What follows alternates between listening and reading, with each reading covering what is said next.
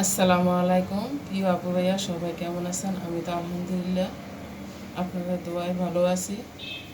তো আমি আজ চিতই পিঠা করব। এখানে চালের গুঁড়ি নিয়ে নিয়েছি, আতপ চালের গুঁড়ি। এই চালের গুঁড়িটা দিয়ে আমি চিতই পিঠা করব। তো এই চিতই পিঠাটা কীভাবে করব জানতে হলে প্লিজ স্কিপ না করে সম্পূর্ণ ভিডিওটি দেখবেন।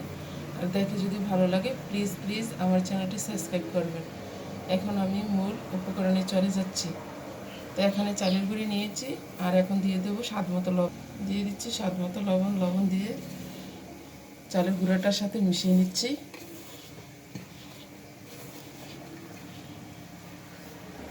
এখানে একটা চামচ নিয়েছি, চামচটা দিয়ে গুলবো। যাদের বাসায় হ্যান্ডউইচ আছে হ্যান্ডউইচের সাহায্যেও গুলতে পারেন।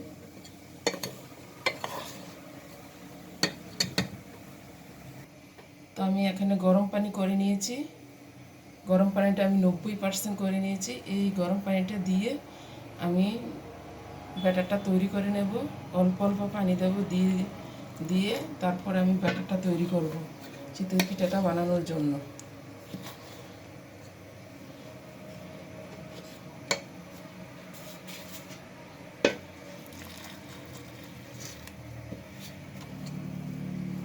আমি একেবারে পানিটা দেব না।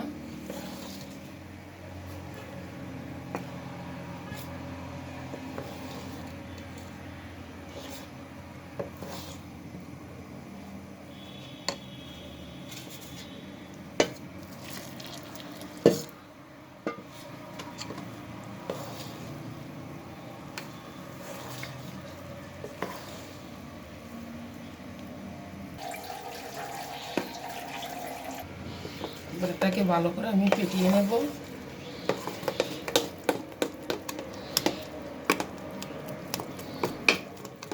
আরও পানি দিতে হবে। তো আমি ভালো করে ব্যাটারটা ফেটিয়ে নিয়ে তারপরে পানি দেবো। দিয়ে দেবো একটি ডিম ফেটিয়ে।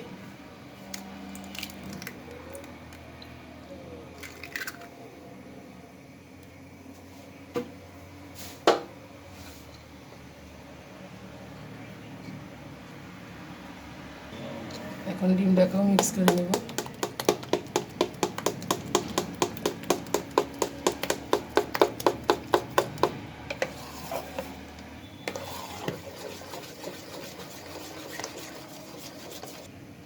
তো ব্যাটারটা তৈরি করা হয়ে গেছে। দেখুন ঘনত্বটা বেশি পাতলাও না আবার ঘনও না, এভাবে গুলে নিতে হবে। বলে বোঝানোর কিছু নেই, দেখে বুঝে নিতে হবে। তো আমার ব্যাটারটা তৈরি করা হয়ে গেছে। এখন আমি চিতই পিঠা বানানোর জন্য চলে যাব।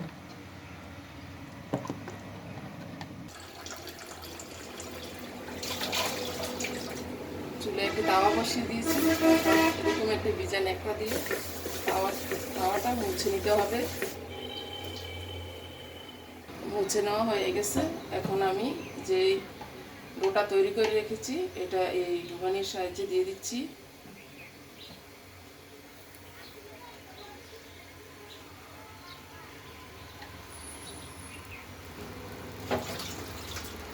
এরকম একটা মাটির ঢাকনা দিয়ে ঢেকে দিচ্ছি। সামান্য পরিমাণ পানি দিয়ে দিচ্ছি।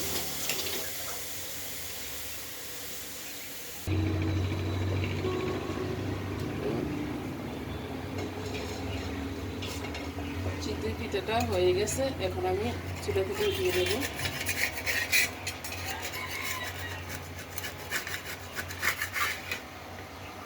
দেখুন পিঠাটা কতটা ফুলকো ফুলকো হয়েছে। এভাবে আমি আরও বাকি পিঠাগুলি বানিয়ে নেব।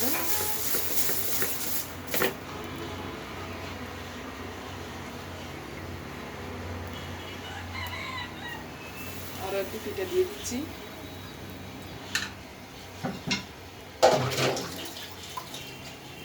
দিয়ে ঢাকা দিয়ে রেখে দিলাম।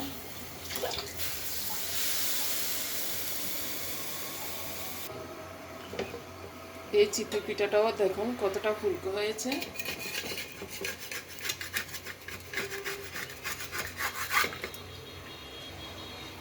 তো আমি একে একে সবগুলো পিঠে এভাবে বানিয়ে নেব।